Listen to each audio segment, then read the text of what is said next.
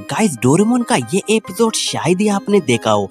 इस एपिसोड में डोरेमोन जेब से एक गैजेट्स निकालता है, सच बताने वाली घंटी।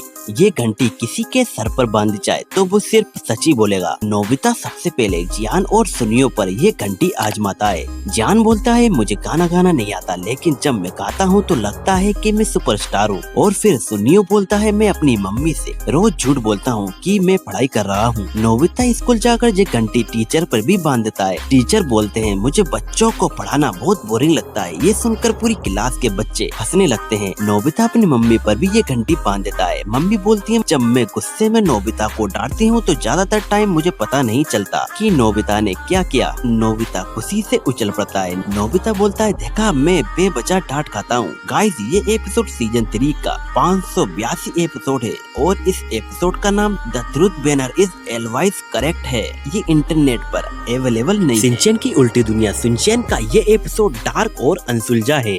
एक दिन जब शिनचैन की फैमिली पहाड़ों में छुट्टियां मनाने गए थे, उन्हें एक पुराना गेस्ट हाउस मिला जो बहुत ही शांत और सुनसान जगह पर था। रात को खाना खाने के बाद जब सब सोने चले गए, लेकिन शिनचैन को नींद नहीं आ रही थी। उसे खेलने का मन कर रहा था तो वह चुपचाप कमरे से बाहर निकल गया। उसकी नजर एक पुराने दरवाजे पर पड़ी जिस पर लिखा था इस दरवाजे को कभी मत खोलना। तो शिनचैन की शरारती आदत जाग गई और उसने बिना सोचे समझे दरवाजा खोल दिया। और जैसे ही उसने दरवाजा खोला उसमें से एक चमत्कार रोशनी आई और शिनचैन एक अलग ही दुनिया में चला गया। एक जादुई दुनिया जहाँ पर सब कुछ उल्टा पुल्टा था। वहाँ स्कूल में टीचर बच्चे बन गए और बच्चे टीचर। शिनचैन के सारे खिलौने असली जानवर बन जाते हैं। कजामा डरपोक बन जाता है और नेने बहुत बहादुर बन जाती है। मिशामा रोबोट बन जाती है जो शिनचैन को बार बार सबक सिखा रही होती है। शिनचैन को सब मजेदार लग रहा था, लेकिन थोड़ी देर बाद उसे डर लगने लगता है क्योंकि हर चीज बेकाबू हो रही होती है और वो वापस अपने घर जाना चाहता था। और फिर उसे एक जादुई बिल्ली मिलती है जो शिनचैन से कहती है अगर तुम अपने किसी अच्छे काम को याद करोगे तो दरवाजा फिर से खुल जाएगा। अब मुश्किल ये थी कि शिनचैन को अपना कोई अच्छा काम याद नहीं आ रहा था।